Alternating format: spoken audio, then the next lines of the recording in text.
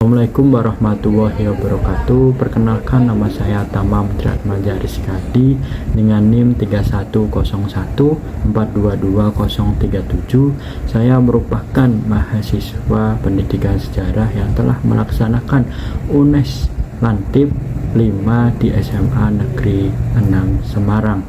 Nah, video ini ditujukan untuk memenuhi tugas terkait penilaian pembelajaran di kelas. Nah, pada kesempatan kali ini saya membawakan salah satu materi di kelas 10 semester 1, yaitu tentang kronologi, periodisasi, diakronik, dan sinkronik. Nah, adapun tujuan pembelajarannya yaitu yang pertama, peserta didik dapat menjelaskan pengertian dari kronologi, periodisasi, diakronik, dan sinkronik.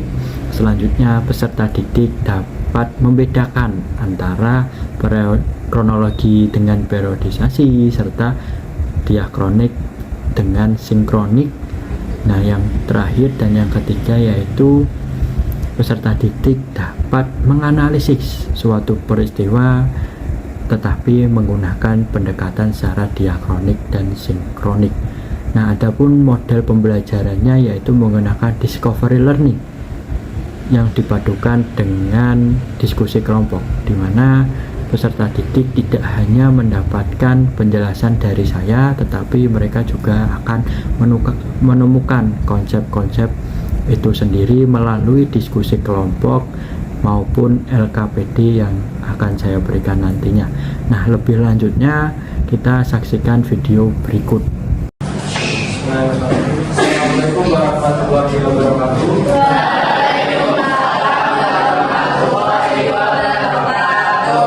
Selamat sore semuanya. Gimana kabar kalian hari ini? Baik, sebelum kita memulai pembelajaran pada siang atau sore hari ini, baiknya kita berdoa terlebih dahulu. Silakan Mas.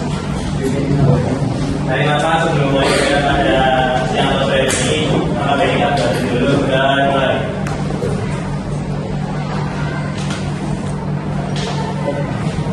Sudah selesai. Oke, selanjutnya Bapak akan melakukan presensi. Siapa yang Bapak panggil bisa akan saya bilang sendiri. Yang pertama ada kita Abi, ada nama saya Abdullah, ada nama saya, ada rencana, ada siapa kita, ada siapa kita, ada nama kita, ada kerja dua, ada dua saja, ada yang apa ada, kamu di bawah tak pada jadi siapa, saya sama pasal dua, dia ada tuh, ada apa, kirinya, kita tidak coba, tidak saya. Jadi Pak kasih ini bisa istilah jadi saya bisa tidak ada tadi bahkan apa bahkan sudah udah ada saya bisa baca beli nanti saya kira materi dan saya akan jadi jadi sampai ada satu kita masih ada tidak lagi siapa itu jadi yang sudah hadir ada 4 orang termasuk yang susukan dan akhir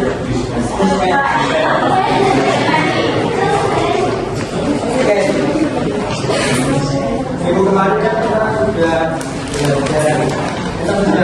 kuis ya. Ada yang maksudnya kita kuis mengenai apa?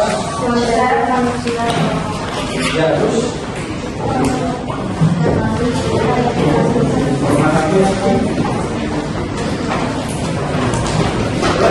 Ya tahu? Ya.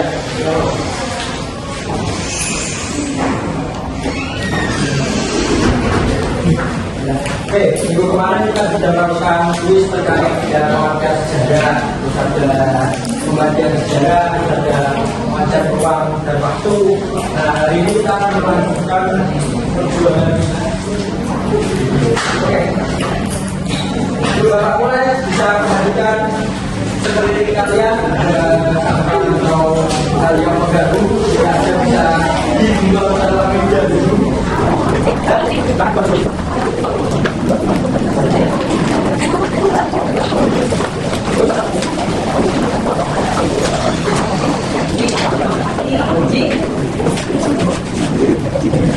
bacakan tulisan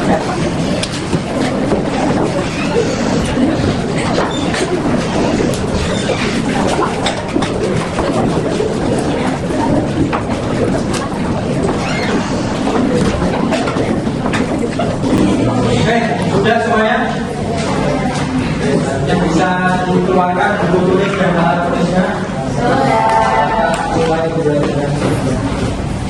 Nah, Bapak kita tanya terlebih dahulu. Dalam mempelajari sejarah kita itu harus tahu alur ceritanya atau peristiwa secara keseluruhan.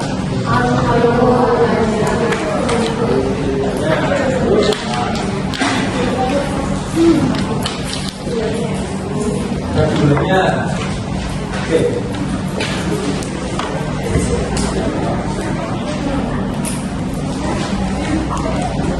Betul sekali ya.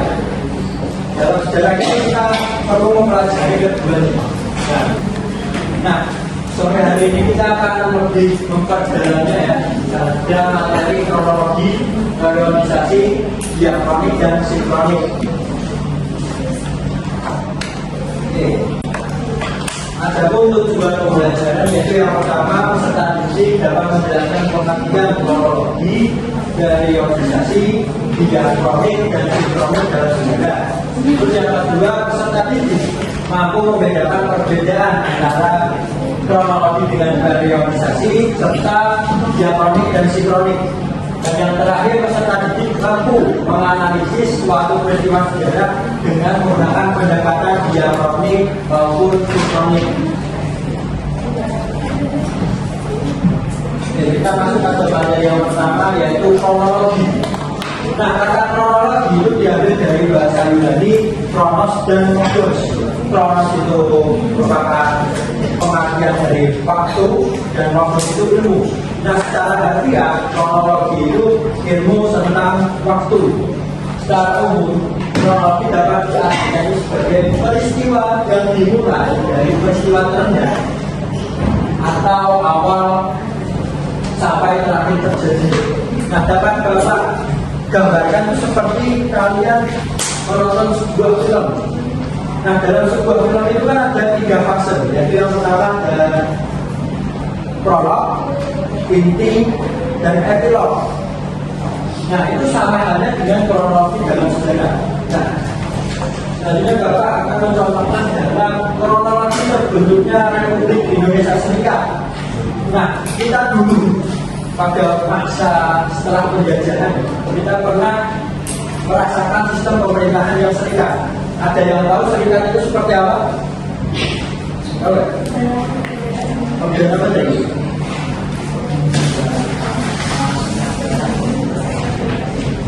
Setiap daerah memiliki pemerintahan sendiri-sendiri. Nah, jika kita melihat sekarang ya, serikat itu seperti Amerika Serikat, di mana di dalamnya itu ada negara-negara kecil. Nah, waktu itu Indonesia juga seperti itu, di mana ada negara seperti Pasundan, itu ada negara Madura, dan sebagainya. Jawa juga. Nah, dalam kronologi terbentuknya itu tidak bisa kita langsung lompat ke KMB ataupun serta-merta kita menjelaskan bahwa kita pernah mengatur sistem pemerintah Republik Indonesia Serikat. Kita itu perlu tahu kebelakangnya itu seperti apa. Kita perlu tahu urutan waktunya. Itu yang pertama kita setelah kemerdekaan Indonesia. Setelah kemerdekaan Indonesia, ketika kita sudah terbebas dari cengkraman Jepang dan Belanda mendengar hal tersebut, mereka itu ingin kembali menjajah dan ingin mengendalikan Indonesia kembali. Yang disebutkan pada agresi militer yang pertama dan yang kedua. Hal itu terjadi selama 2 tahun dan puncaknya pada tahun 1949 pada yang tahu gambar apa? KMB itu yaitu konferensi meja bundar, di mana Belanda itu mengakui kedaulatan Indonesia tetapi harus pada sistem pemerintahan yang serikat, yaitu pada tahun 1949. Hal ini dapat terjelaskan jika kita itu belajar terbentuknya BRIS secara kronologi, secara urutan waktu, dari kita Amerika, dari kita ingin dijajah kembali oleh Belanda, terus pada puncaknya di mana kita berada pada konferensi meja bundar, hingga akhirnya kita pernah mengatur sistem pemerintahan yang serikat. Nah, tujuannya dari kita mempelajari kronologi dalam sejarah yaitu untuk mencegah adanya akronisme dalam sejarah. Ada yang tahu akronisme sejarah itu? Tahu nggak? Nah, akronisme itu kerancuan seperti hal yang membingungkan seperti itu. Atau lebih gampangnya ketika kalian menonton sebuah film, tadi kan ada prolog, inti, dan epilog. Jika kalian menonton sebuah film langsung ke epilognya, loncat-loncat seperti itu kan akan menciptakan film yang membingungkan seperti itu.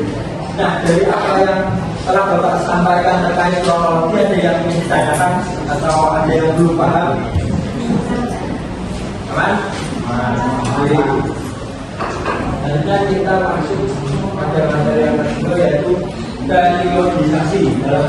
Nah, periodisasi dalam sejarah itu adalah tingkat perkembangan masa dalam sejarah atau pembangunan masa dalam sejarah. Nah, Bapak contohkan seperti periodisasi di Indonesia. Kita dulu pernah merasakan zaman praksara. Zaman praksara itu apa? Terus kali yaitu zaman dimana kita belum mengenal tulisan. Karena kita pernah mengalami zaman Hindu Buddha, terus kita masuk pada zaman Islam, yaitu pada abad ke-13 sampai 16, terus kita masuk pada zaman kolonial, dimana kita pernah dijajah oleh, ada yang tahu ada beberapa negara yang pernah menjajah Indonesia?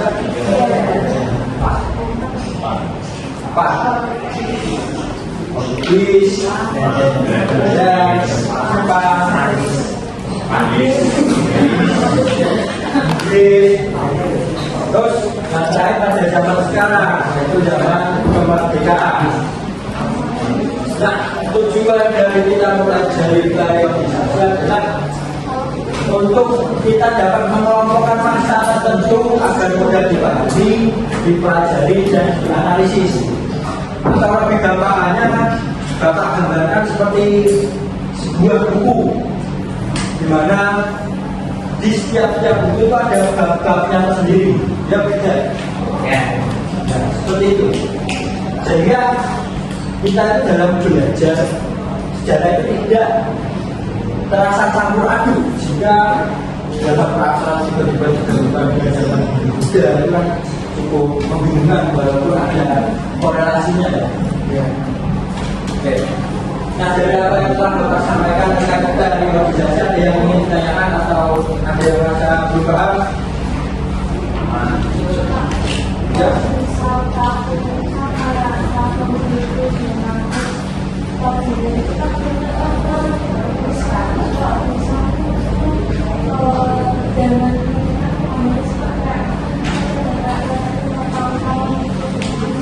Ya, jadi dalam tiap masa itu ada ciri-cirinya tersendiri.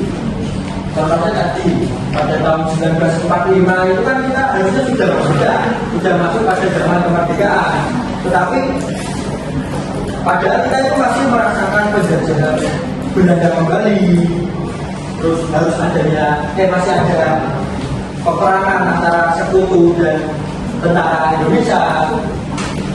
Yang intinya kita belum merasakan kebebasan dalam negeri kita. Nah, sehingga ada yang menyampaikan pada tahun 1949 lah kita baru merasakan kemerdekaan. Ada dua versi. Pada zaman kemerdekaan itu ada dua versi, yaitu tahun 1945 dan 1949, di mana kita secara menurut diakui kedaulatan dari Belanda. Oke. Jadi kalau tahun maksudnya kalau di tahun itu ada zaman-zaman itu tergantung ciri-cirinya. Iya. Oke, ada yang mau ditanyakan kembali? Ini sebenarnya kita masuk pada diakronik. Nah, kronik itu berasal dari bahasa yang Yunani, dia dan kronos. Dia itu melintas, kronos itu waktu. Nah, pada buku kalian, kalau tidak salah, bahwa lihat diakronik itu dari bahasa Latin. Dia dan kronik. Kronik. Dia ini kalau tidak salah.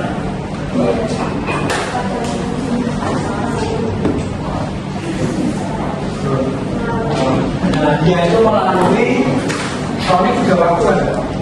Nah, secara maknanya tetap sama ya, yaitu melintas dari waktu melalui dari waktu. Nah, dia kronik sendiri itu melihat peristiwa sejarah mengikuti alur waktunya. Ini Bapak contohkan pada perkembangan sistem pemerintahan di Indonesia, yaitu yang pertama pada tahun 1945 ketika kita setelah merasakan proklamasi kemerdekaan, kita menganut sistem pemerintahan yang presidensial awal. Selanjutnya pada tahun 1949 di mana kita setelah diakui kedaulatan oleh Belanda, kita menganut sistem yang serikat, di mana di dalamnya terdapat negara-negara kecil di dalamnya. Terus pada tahun 1950 hanya terpaut 1 tahun saja setelah kita menjadi negara serikat ya.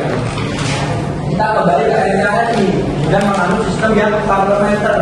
Nah, sistem parlementer itu di mana kekuasaan tertinggi berada pada menteri. Nah, pada tahun 1955 Bapak belum mencatatkan ini ada salah satu peristiwa terbesar kedua setelah kemerdekaan. Tahu?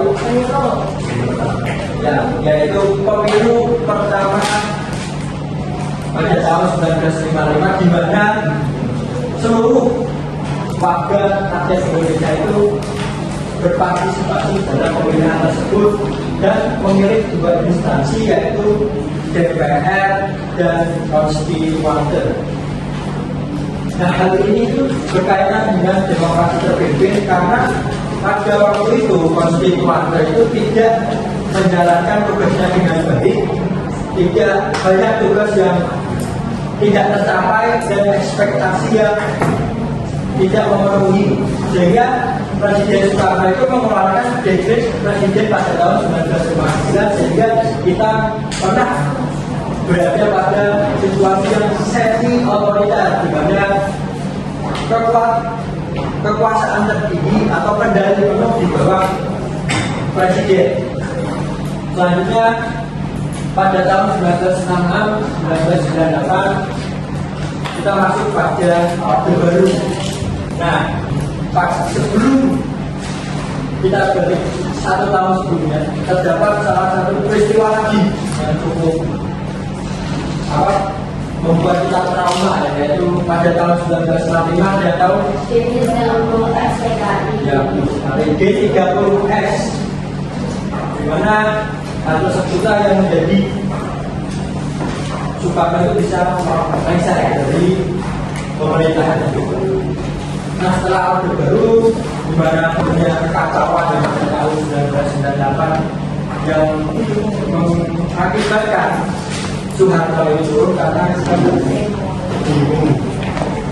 Seperti pada saat ini ya, kita takutnya terjadi revolusi.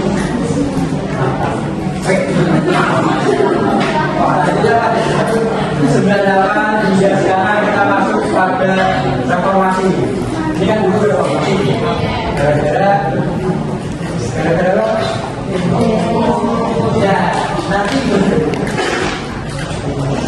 kita akan masuk pada masa baru lagi kalau terjadi reformasi lagi.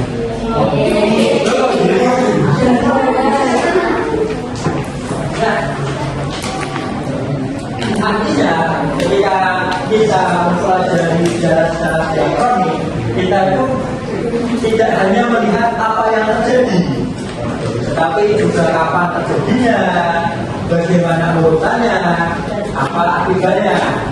Dan jika Bapak gambarkan dalam gambarannya itu seperti kalian melihat perkembangan kalian dari SD kelas 1 sampai saat ini, sampai kalian berada di sekolah menengah atas ini atau SMA. Nah, diakronim itu biasa disebut yaitu meluas dalam waktu dan menyempit dalam ruang. Dari tadi Bapak menjelaskan dalam kurungan waktu dari tahun 1945 hingga sekarang dengan contoh perkembangan sistem pemerintahan di Indonesia. Nah, dari apa yang telah Bapak sampaikan terkait diakronim, ada yang ingin ditanyakan atau ada yang masih belum paham? Ya. Betul? Oke.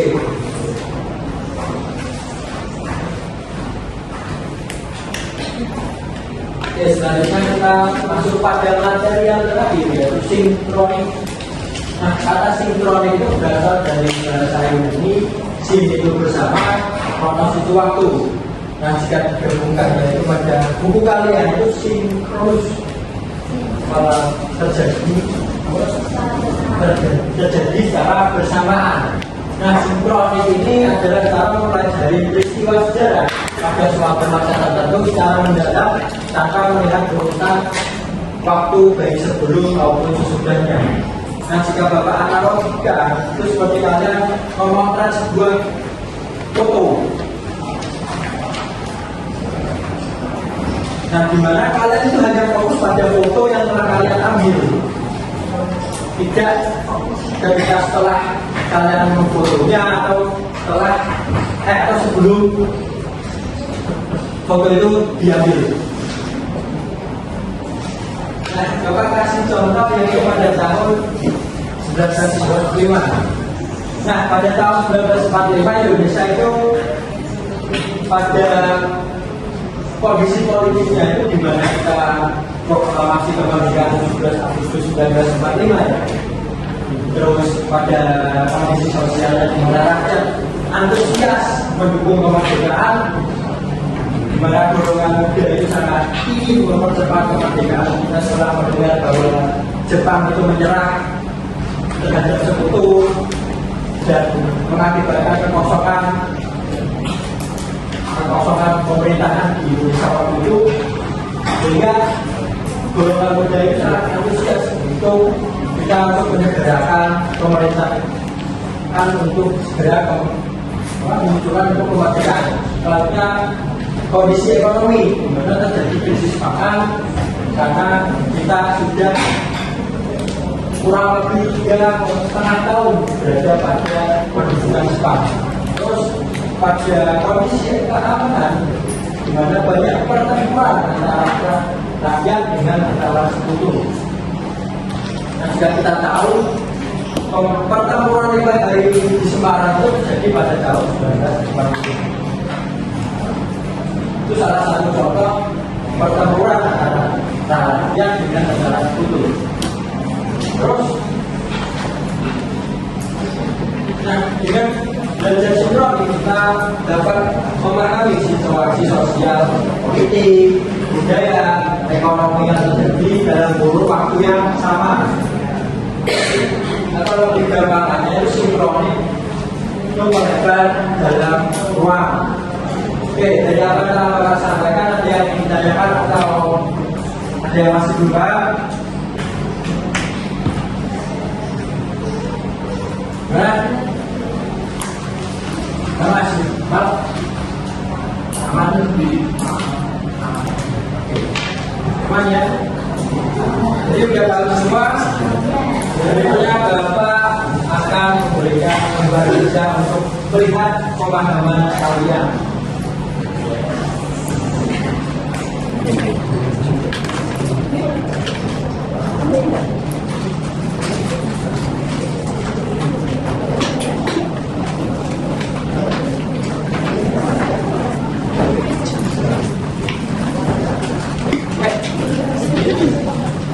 Kita dapat semua gambar kerjanya.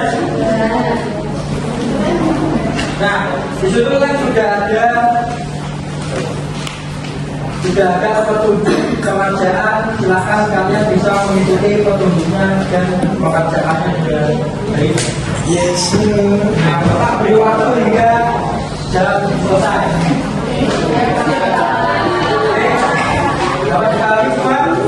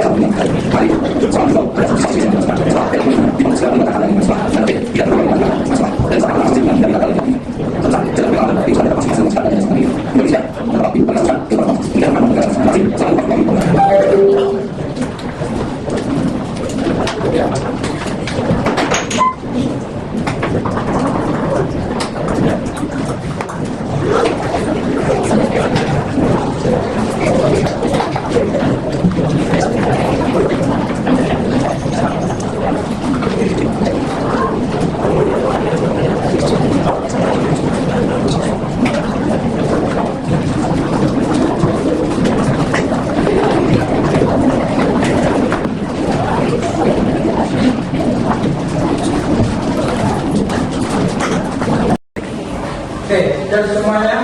Sekarang angka pentingnya bisa dikumpulkan ke bawah. Saya ke depan.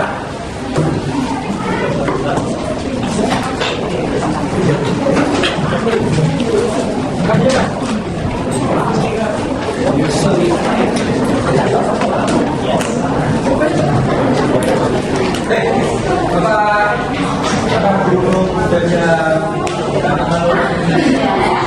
lebih jauh untuk mempersiapkan pulang ya. Itu untuk yang bisa membacakan kesimpulan untuk belajar sore hari ini ada yang ingin membacakannya?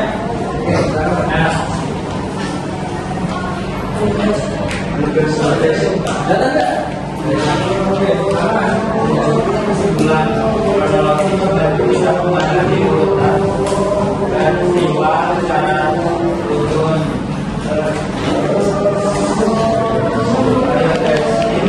merupakan berdasarkan diri namanya mengawal siap bagi dan perkembangan stres dari bawah sedangkan kami memberikan kepada merupakan waktu bagi dengan begitu kita bisa memahami secara lebih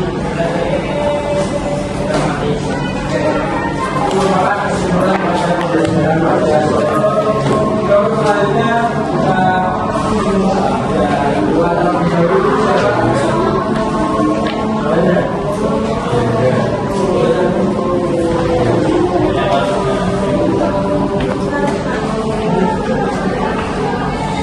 Oke, seperti biasa ya sebelum membaca doa, Bapak ingin teman kalian yang mampu bisa membacakan quotes dari Pak.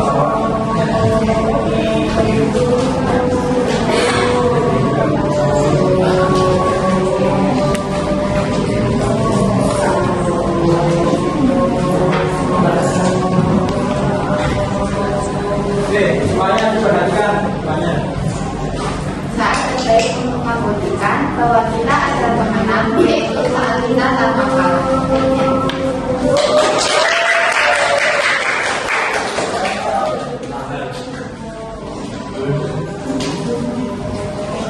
Mari teman-teman, sebelum kita pulang, mari kita berdoa bersama. Alhamdulillahirrahmanirrahim. Alhamdulillahirrahmanirrahim. Wassalatu wassalamu ala asyrofil anbiya'i wal mursalin wa ala alihi wa sahbihi ajmain. Dengan nama Allah yang Maha Pengasih lagi Maha Penyayang. Ya Allah, sesungguhnya aku titipkan kepadamu apa yang aku telah baca, apa yang telah aku hafal, dan apa yang telah aku pahami. Maka kembalikanlah kepadaku bila sewaktu-waktu aku membutuhkannya. Ya Allah, sesungguhnya aku memohon kepadamu ilmu yang bermanfaat, rezeki yang baik, dan amal yang tidak tertolak. Ya Allah, lindungilah kami dalam perjalanan. Berilah kami keselamatan dan kesehatan supaya kami bisa besok bisa kembali belajar di SMA Negeri 6 Semarang. Ya Allah yang Maha Pengampun, ampunilah dosa-dosa kami, dosa kedua orang tua kami, guru kami, dan keluarga besar SMA Negeri 6 Semarang. Ya Allah, kabulkanlah doa kami. Rabbana atina fid dunya hasanah wa fil akhirati hasanah wa qina adzabannar. Walhamdulillahirabbil alamin.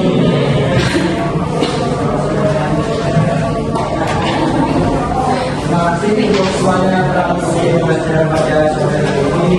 Jika ada salah kata, mungkin saya telah mengajar di sini. Assalamualaikum warahmatullahi wabarakatuh.